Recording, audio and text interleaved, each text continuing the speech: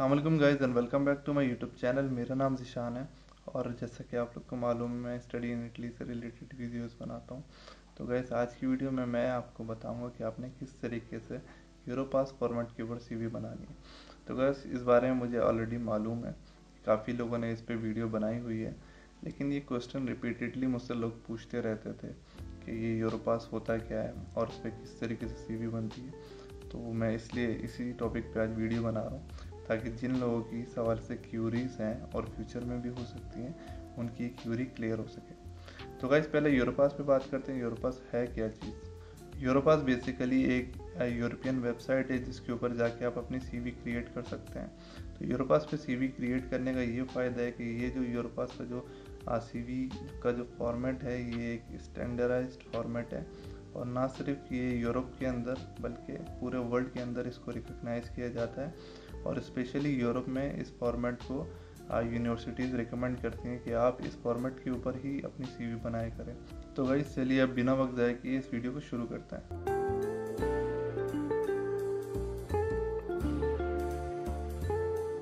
तो सबसे पहले मैं यहाँ से आपके सामने गूगल पे आ जाता हूँ। गूगल पे आके मैं यूरोपास सीवी टाइप किया मैंने और ये यूरोपास की वेबसाइट का लिंक आ गया। यहाँ से इसकी वेबसाइट पे आएंगे। वेबसाइट पे आने के बाद आप देखेंगे क्रिएट योर सीवी लिखा हुआ है। नीचे स्क्रॉल करके द यूरोपास जहाँ पे लिखा हुआ है आपने वहाँ पे क्लिक करना है।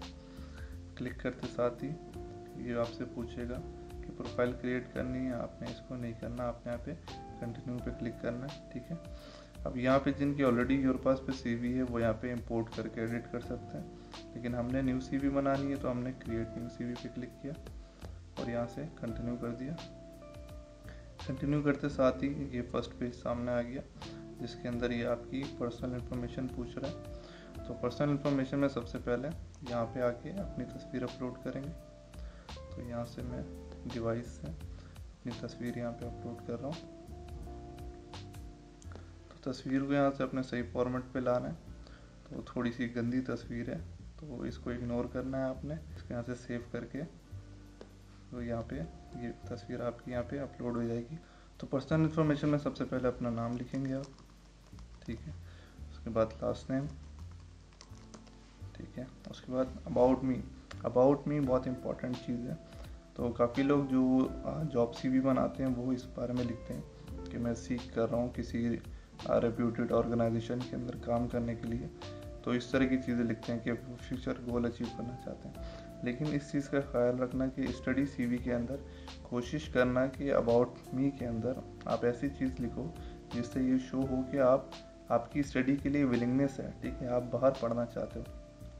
तो पहले ऐसी चीज़ मेंशन करो कि मैं यहाँ पे मतलब अब्रॉड में पढ़ना चाहता हूँ और जो मेजर है कोर्स उसमें मैं कुछ भी कोई जैसे बिज़नेस की फील्ड में जाना चाह रहे हैं, इंजीनियरिंग की फील्ड में जाना चाह रहे हैं तो उसका मेंशन कर सकते हैं कि मैं इस फील्ड में अब्रॉड में पढ़ना चाहता हूँ और वहाँ से ग्रेजुएट होने के बाद मेरा ये गोल है कि मैं किसी रिप्यूटेड ऑर्गेनाइजेशन में या फिर कोई भी बिजनेस में के साथ काम कर सकूँ, ठीक है।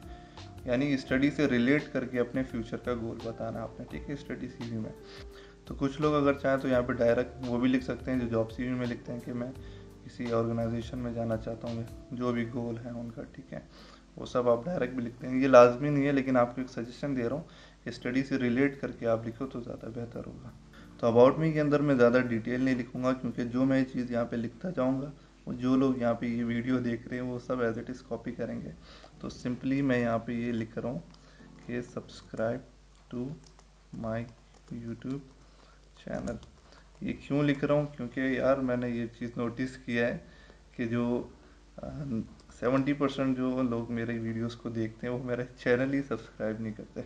यानी 20 से 30% लोग सब्सक्राइबर हैं, बाकी लोग विदाउट सब्सक्राइब की वीडियो को देखते हैं। तो यार अगर वीडियो पसंद आती है, आपके लिए इन्फॉर्मेटिव है तो इसको सब्सक्राइब कर दिया करो। तो डिस्क्रिप्शन में गाइज आपने खुद ही अपने हिसाब से सोच के लिखना है, ठीक है। जो यहाँ पे मैं वर्ड लिखूँगा उन चीज़ों को कॉपी पेस्ट नहीं करना।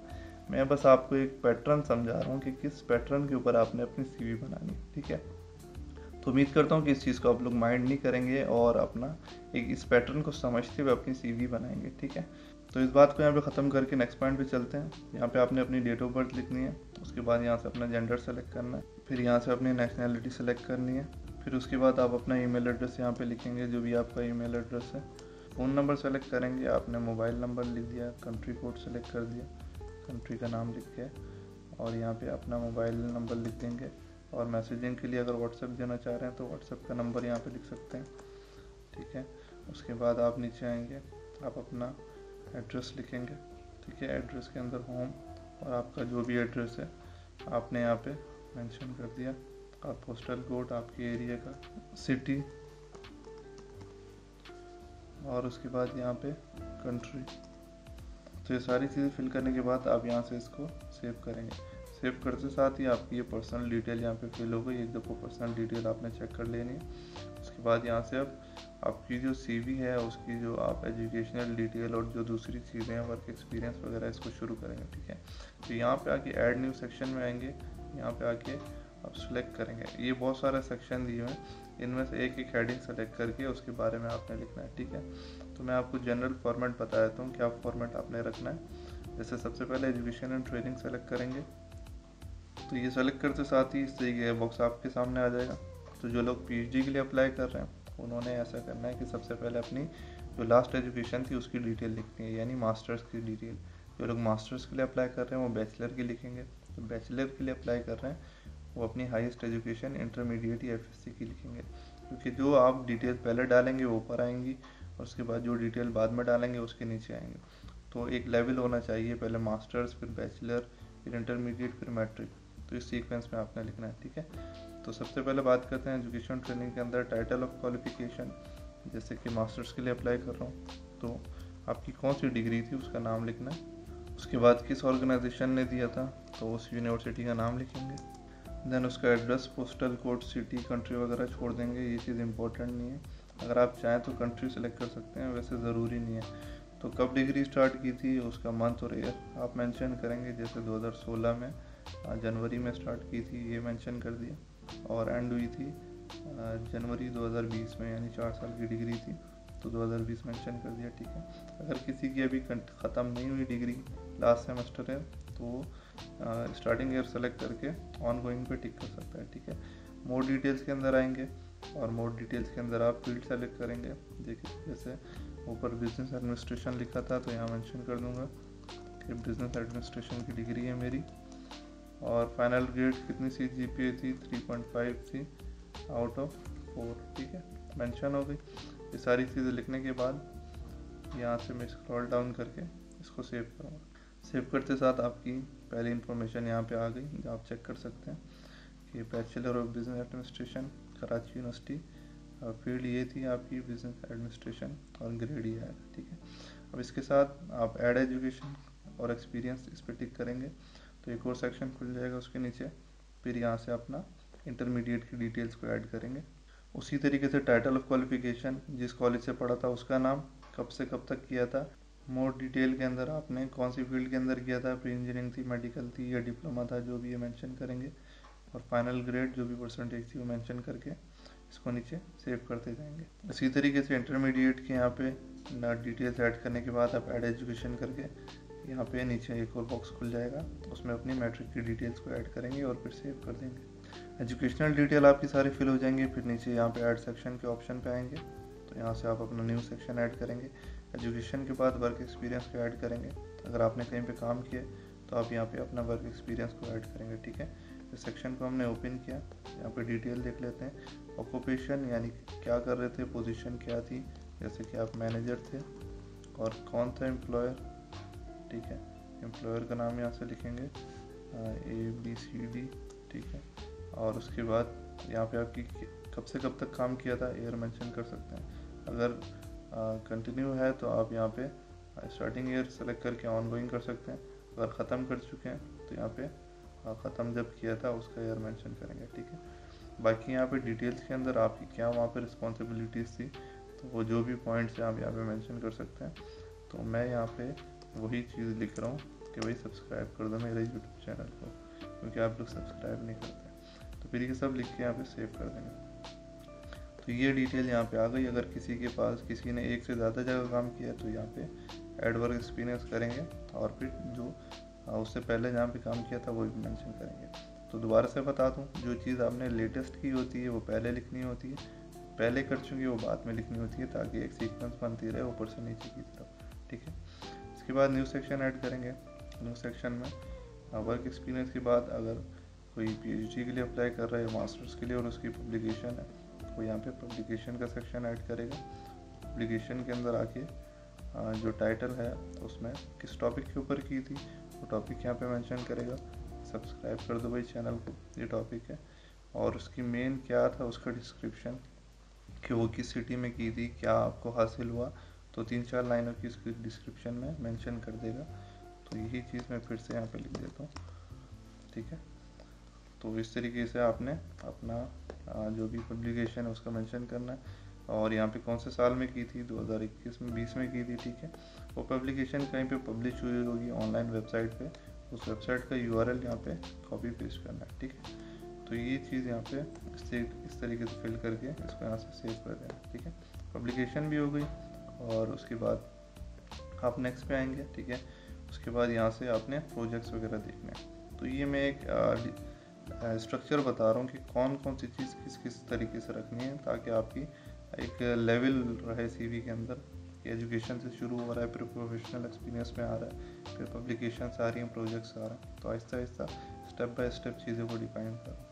अब यहाँ पे एक चीज़ क्लियर बता दूँ, ये ज़रूरी नहीं है कि हर बंदा इसी तरीके से बनाए। ठीक है, कुछ लोग ये भी हो सकते हैं कि जो इंटरमीडिएट के लिए अप्लाई कर रहा है उस बेचारे बच्चे ने तो अभी कहीं पे जॉब नहीं की होगी, कोई पब्लिकेशन ही नहीं होगी उसकी, कोई प्रोजेक्ट ही नहीं किया हो सकता है। तो ज़रूरी नहीं है कि ये सारे सेक्शन ऐड करो। इसमें से जो मैं बता रहा हूँ, इसमें से जो आपने काम किया है, जिस पे काम किया है, वो सेक्शन आपने इस सीक्वेंस में ऐड करके CV बना ली। बाकी सीक्वेंस को ऊपर नीचे भी कर सकते हो भाई, कोई हार्ड एंड फास्ट रूल थोड़ी है, वो आपकी मर्जी है। लेकिन बताने का मकसद ये है कि इस तरीके से बना सकते हो तो ज़्यादा अच्छी रिप्रेजेंट होती है आपकी CV। ठीक है, उसके बाद प्रोजेक्ट्स के अंदर आते हैं। प्रोजेक्ट्स बहुत सारे प्रोजेक्ट्स हो सकते हैं।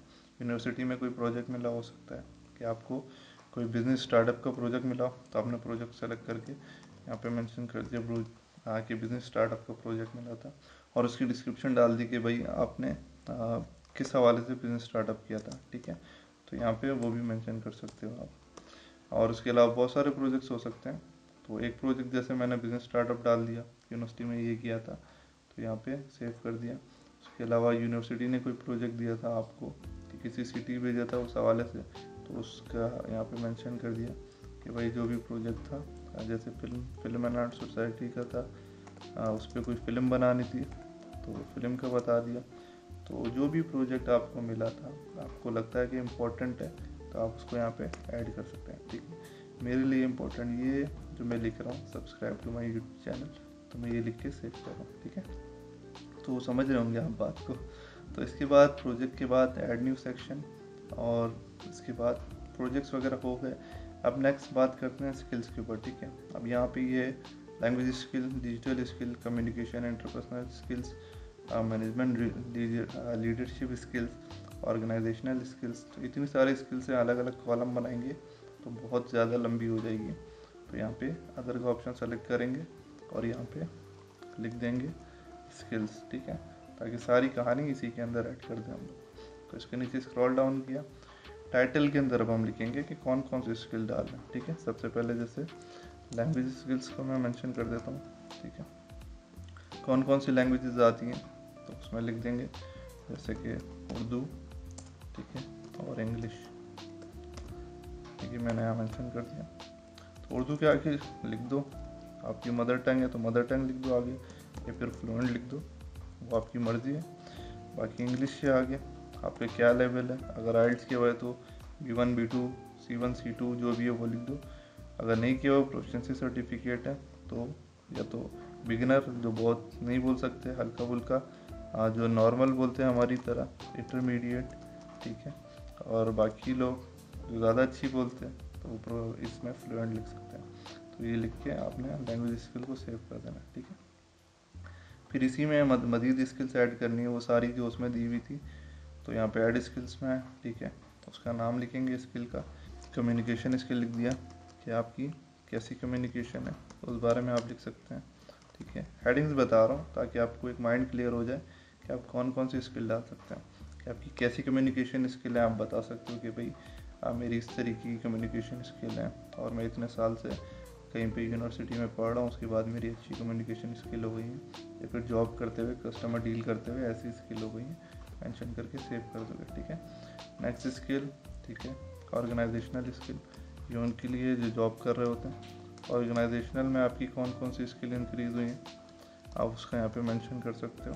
ठीक है, तो ऑर्गेनाइजेशन में आप देख लो आपके अंदर जो जो स्किल इम्प्रूव हुई है, आप सारी चीज़ें यहाँ पे लिख दो कि भाई मेरे अंदर ये ऑर्गेनाइजेशन स्किल है। ठीक है, और अगर कोई मैनेजरियल लेवल पे काम कर रहा है तो वो यहाँ पे अपनी मैनेजरियल स्किल भी लिख सकता है कि एज अ मैनेजर और एज अ लीडर आपकी क्या स्किल्स हैं और आप किस तरीके से चीज़ों को मैनेज कर रहे हो, किस तरीके से टीम लीडिंग कर रहे हो। ठीक है, तो ये सब लिख के आपने दोबारा से यहाँ पे सेव करना है। ठीक है, और इसके बाद ये सारी चीज़ें हो गई। अब आपकी थोड़ी बात करें डिजिटल स्किल्स की, कि आप कंप्यूटर वगैरह कैसा यूज़ करते हो और ऑनलाइन आपको क्या क्या आता है, और उसके अलावा कोई ऐसी चीज़ जो डिजिटल में आती है जैसे कि MS ऑफिस वगैरह। तो MS ऑफिस के अंदर आप क्या क्या चीज़ यूज़ कर सकते हो, तो ये भी लिख सकते हो अलग से इसके अंदर, कि MS वर्ड हो गया, MS पावर पॉइंट वगैरह सारी चीज़ें मेंशन कर सकते हो। ये तो सिर्फ MS ऑफिस लिख दो वो भी काफ़ी है। और डिजिटल के अंदर आप इंटरनेट यूज़र हो, ठीक है, हाँ वो भी मेंशन कर सकते हो। सोशल मीडिया मार्केटिंग आपको आती है, आप सोशल मीडिया का भी यहाँ पे मेंशन कर सकते हो। ठीक है, और भी बहुत सारी चीज़ें हैं, जैसे आपको ऑनलाइन कोई किसी प्लेटफॉर्म पे सॉफ्टवेयर पे काम करते हो, और उसके अलावा कोई भी चीज़ जो डिजिटल में आती है आप उसमें ऐड कर सकते हो, करके सेव कर देंगे। ठीक है, तो स्किल्स के अंदर ये सारी स्किल आपने डिफाइन कर दी। नहीं अलग अलग कॉलम बनाओगे बहुत ज़्यादा लंबा हो जाएगा, इसलिए यहीं पे सबको ऐड कर देना। ठीक है, अब आएंगे ऐड न्यू सेक्शन। ठीक है, ऐड न्यू सेक्शन में आके आपकी स्किल्स भी हो गई, ठीक है, आपकी सारी चीज़ें हो गई। अब यहाँ पे कुछ चीज़ें हैं जो आपने मज़ीद डिफ़ाइन करनी है, जिसमें वॉलंटियरिंग में आएंगे। ठीक है, अगर आपने वॉलंटियरिंग ली, कहीं पे भी पार्टिसिपेट किया, जैसे प्लांटेशन प्रोजेक्ट्स होते हैं, और उसके अलावा सिटी क्लीनिंग प्रोजेक्ट्स होते हैं, और उसके अलावा कोई भी प्रोजेक्ट ऐसा जिसमें वॉलंटियर हो, सोसाइटी के लिए काम किया हो वॉलंटियर बन के, तो उसके बारे में यहाँ पे हेडिंग लिख के उसकी डिटेल लिख सकते हैं कि भाई गली मोहल्ले की सफाई की थी, या दरख्त लगाए थे, या फिर कहीं ऐसी जगह चले गए थे जहाँ पे वॉलंटियरली काम किया था सोसाइटी के लिए, लिख के सेव करेंगे। ठीक है, वॉलंटियरिंग भी हो गई इसके बारे में। इसके बाद आप यहाँ से अपनी ऑनर्स एंड अवार्ड्स में आएंगे। ठीक है, ऑनर्स एंड अवार्ड्स के अंदर आपको क्या क्या ऑनर्स मिले थे, क्या क्या अवार्ड्स मिले थे, यानी जैसे कि आपने जो चीज़ें अचीव की हैं, यानी कोई सर्टिफिकेट वगैरह मिला है आपको, जैसे कि स्पोर्ट्स सर्टिफिकेट मिला था कहीं पे पार्टिसिपेट करने का, तो उसका भी मेंशन कर सकते हैं आप इसके अंदर। और कहाँ से मिला था उसका वो डिस्क्रिप्शन के अंदर मेंशन करेंगे, जहाँ से भी वो सर्टिफिकेट आपको मिला था। ठीक है, तो स्पोर्ट्स के अलावा बहुत सारी चीज़ें आप ऐड कर सकते हैं, कहीं भी पार्टिसिपेट किया था, पार्टिसिपेशन की थी किसी आर्ट सोसाइटी के अंदर, या उसके अलावा कोई भी ऐसी जगह जहाँ पे आपने पार्टिसिपेट किया था, तो उसको यहाँ से मेंशन कर सकते हैं। ठीक है, पार्टिसिपेशन इन, जैसे कोई समिट में पार्टिसिपेट किया था जहाँ से सर्टिफिकेट मिला हो, मार्केटिंग समिट थी या कोई भी थी जहाँ से सर्टिफिकेट मिला होगा, तो उसको आप यहाँ से ऐड कर सकते हैं। ठीक है, और अब ये ऑनर्स एंड अवार्ड्स भी हो गए। अब ऐड न्यू सेक्शन। ठीक है, अब इसमें थोड़ा सा आप अपनी हॉबीज़ एंड इंटरेस्ट को ऐड करेंगे। ठीक है, इतनी सारी चीज़ें क्यों ऐड कर रहा हूँ, ताकि आप किसी भी थोड़ी बड़ी भी लगे। ठीक है, और हॉबीज़ एंड इंटरेस्ट के अंदर खाली है तो यहाँ पे हॉबीज़ लिख देता हूँ, और जो जो आपकी हॉबीज़ हैं तो वो यहाँ पे मेंशन करते जाएंगे आप। जैसे क्रिकेट खेलते हैं आप, हॉकी खेलते हैं, फुटबॉल खेलते हैं, स्विमिंग करते हैं, जिम जाते हैं, जो भी करते हैं सारी चीज़ें आप मेंशन करके सेव करेंगे। ठीक है, ये सारी चीज़ें यहाँ पे हो गई। अब यहाँ पे लास्ट सेक्शन आपने ऐड करना है। लास्ट सेक्शन आपका होगा या तो रिकमेंडेशन आप लिख सकते हैं। ठीक है, रिकमेंडेशन पे टिक करके इस तरीके से इसका ब्लॉग बना सकते हैं। ठीक है, दूसरा ऑप्शन ये है कि अदर में जाके आप यहाँ पे खुद लिख सकते हैं रेफरेंसेस। ठीक है, अब रेफरेंसेस को क्यों ऐड करना हो कह रहा हूँ, क्योंकि यार देखो ये स्टडी सीवी बन रही है। स्टडी सीवी में जितना ज़्यादा आप अपने आप को डिफाइन करोगे ना, उतना ज़्यादा बेहतर होती है। क्यों, रीज़न बताता हूँ, ठीक है। क्योंकि स्टडी सीवी के अंदर जब सबसे पहले जो आपकी जो प्रोफाइल इवेलुएट होती है ना एडमिशन अप्लाई करने के बाद, वो होती है सीवी। सीवी में आपका एजुकेशनल बैकग्राउंड, आपका वर्क एक्सपीरियंस, आपकी स्किल्स, आपके प्रोजेक्ट्स, पब्लिकेशंस, जो मैं ऊपर से बता रहा हूँ, सारी चीज़ें डिफाइंड होती हैं। तो एक एक डॉक्यूमेंट को देखने से पहले वो आपकी प्रोफाइल इवेलुएट करते हैं सीवी को देख के, कि भाई इसने मास्टर्स में कितनी CGPA, बैचलर में कितनी है, क्या कोर्स था, ये सारी आपकी सीवी में देखते हैं। फिर उसके बाद डॉक्यूमेंट्स को चेक करते हैं, ठीक है।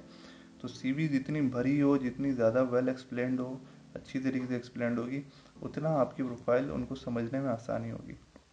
तो रेफरेंसेस की बात करते हैं।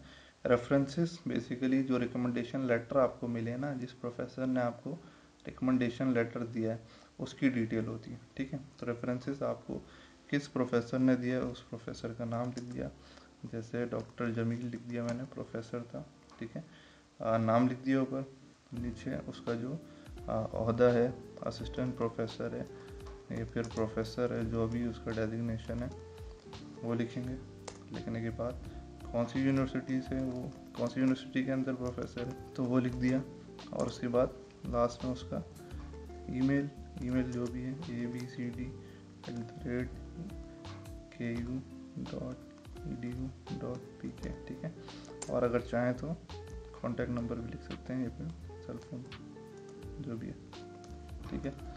तो ये सारी चीज़ें भी आप उसमें ऐड करके यहाँ से सेव करेंगे।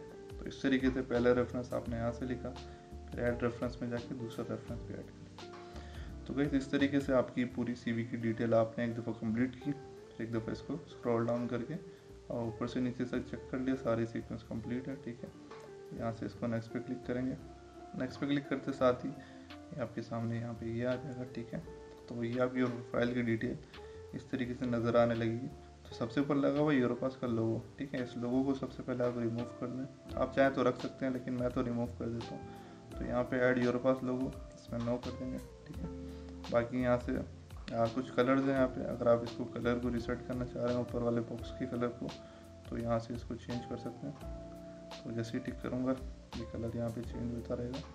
तो मैं तो रैंडम ही रखता हूँ, बाकी आप चेंज कर सकते हो। बाकी 4 फॉर्मेट दिए हुए हैं, इनमें से किसी भी फॉर्मेट पे आप बना सकते हो। ये पहला फॉर्मेट है, ये दूसरा है, ठीक है। और इसी तरह सेलेक्ट करूँगा, तो ये दूसरा फॉर्मेट है सीवी का, ये तीसरा फॉर्मेट है, और उसके बाद ये चौथा फॉर्मेट है। तो ये 4 फॉर्मेट है। इन 4 फॉर्मेट के ऊपर आप किसी भी फॉर्मेट के ऊपर अपनी सीवी को एक्सपोर्ट कर सकते हो। तो एक दफ़ा आपने पूरी सीवी ऊपर से नीचे तक चेक कर ली कि कोई इसमें मिस्टेक तो नहीं है, कोई एडिशन तो नहीं है। अगर कोई मिस्टेक या एडिशन आपको मिलती है तो आपने यहाँ पे प्रीवियस पे जाके फिर एडिट करना है। अगर ये ठीक है तो यहाँ से नेक्स्ट पे क्लिक करना है। क्लिक करते साथ ही नेम बोलेगा, तो सीवी का नेम जैसे मैं लिख रहा हूँ, अपना ही नाम लिख देता हूँ, ठीक है। ये करके यहाँ से डाउनलोड पे क्लिक करेंगे। अब यहाँ से ये डाउनलोड करते साथ ही मैं आपको दिखा देता हूँ। ये सीवी मेरी यहाँ पे डाउनलोड हो गई है। इसको एक दफ़ा ओपन करके दिखा देता हूँ किस तरीके की होती है। तो ये सीवी मैं आपको यहाँ से खोल के दिखा रहा हूँ। ये है हमारी सीवी, इसको 2 पेज पे कन्वर्ट करता हूँ।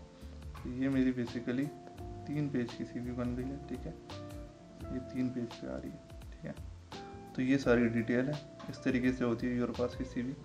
तो आपने एक चीज़ यहाँ पे, एक चीज़ और आपको बता दूँ कि यार आप एक स्टडी पर्पज़ के लिए जा रहे हो, एक स्टडी सीवी बना रहे हो, तो आपकी सीवी वेल एक्सप्लेंड होनी चाहिए। तो वो दौर चला गया कि आप 1 पेज की सीवी बना रहे हो, अप्लाई कर रहे हो। कोशिश करो कि सीवी 2 पेज हो, कम से कम 3 ना हो, भले 2 पेज कम से कम हो, और चीज़ें एक्सप्लेंड हो, ताकि अगले बंदे को आपकी प्रोफाइल अच्छी तरीके से समझ आए। तो गाइस उम्मीद करता हूँ कि इस वीडियो से आपको काफ़ी हेल्प मिली होगी और आपको एक आइडिया हो गया होगा, जिन लोगों को मालूम नहीं था यूरोपास की सीवी किस तरीके से बनती है और क्या क्या चीज़ें ऐड होनी चाहिए, तो उनको एक आइडिया हो गया होगा कि किस तरीके से आपने अपनी सीवी बनानी है, ठीक है। बाकी ये चीज़ जो डिटेल्स मैंने यहाँ पे मेंशन नहीं की, जहाँ पे मैंने subscribe to my YouTube channel लिखा है, तो अब यहाँ पे डिटेल उस हवाले से देख के लिख लेना जो भी आपको समझ आ रहा हो, ठीक है। तो गाइज आई सपोज आज की वीडियो में इतना ही, फिर मिलते हैं नेक्स्ट वीडियो में। तब तक के लिए अल्लाह हाफिज़।